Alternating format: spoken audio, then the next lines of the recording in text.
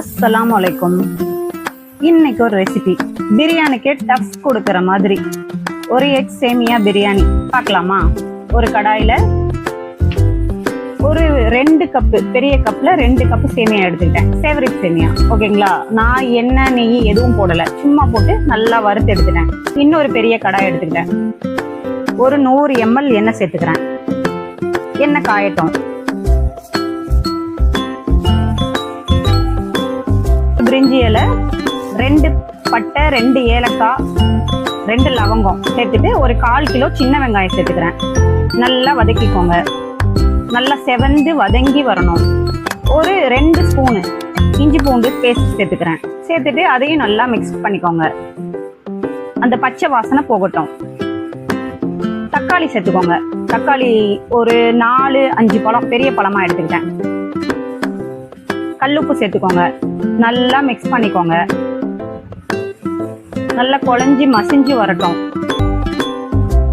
நல்லா வதங்கி வந்த பின்னாடி ஒரு 4 பச்சை மிளகா உடச்சி போட்டுக்கோங்க. கொத்தமல்லி, புதினா, ஒரு கைப்பிடி கொத்தமல்லி, ஒரு கைப்பிடி புதினா போட்டு அதுவும் நல்லா வதங்கி வரட்டும். மூடி வச்சு வேக விடுங்க. நல்லா மசிஞ்சு மசாலா அப்படியே சேர்ந்து வரணும். வந்த பின்னாடி லேசாக தண்ணி ஊற்றுவாங்க. தண்ணி ஊற்றி ட்ரை ஆகுது இல்லையா, அதுக்காக கொஞ்சம் தண்ணி சேர்த்துக்கிட்டேன்.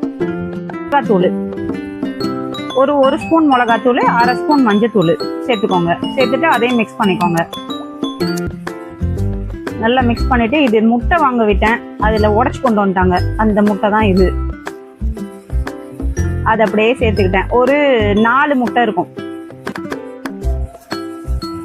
இப்போ ஓப்பன் பண்ணி பாருங்க.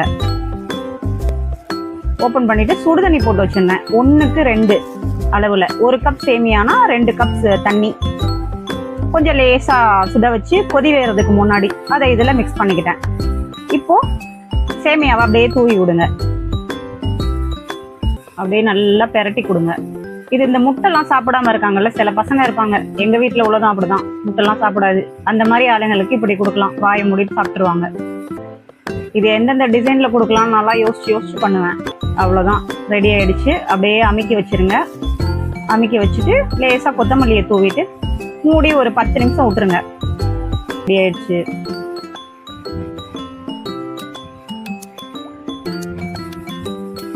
என்னோட சேனல் பிடிச்சிருந்தா லைக் பண்ணிக்கோங்க, சப்ஸ்கிரைப் பண்ணிக்கோங்க, ஷேர் பண்ணுங்க.